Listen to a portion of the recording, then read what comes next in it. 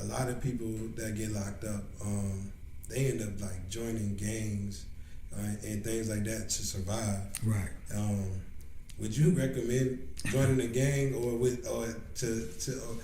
just doing the time by yourself and figuring out your way? Yeah. I mean, no. Listen. To each his own. I don't knock them cats. Whatever they do, they feel what they got to do for themselves. Right. But if you ask me what I recommended, I would say no. You know, I did 33 years. I did 33 years by myself. You know, I wasn't involved in this gang, that gang, this. I wasn't involved in none of that. I'm by myself because just like I said, I got to pay for my actions. Mm-hmm. Nobody else.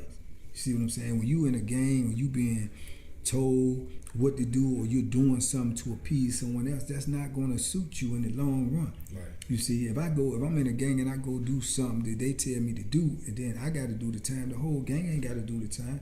You know, if it be repercussions that come behind that. See, I used to tell the young cats in there when they tell me that they in a gang and stuff in there. This is after I was seasoned and I've been in there a while. I used to always try to get the young dudes good advice. If I can't give them no advice at all, I'm gonna give them some good advice or nothing at all. So I used to tell them the same thing. It's like, if you go do something with your gang buddies and y'all jump on this dude today, right?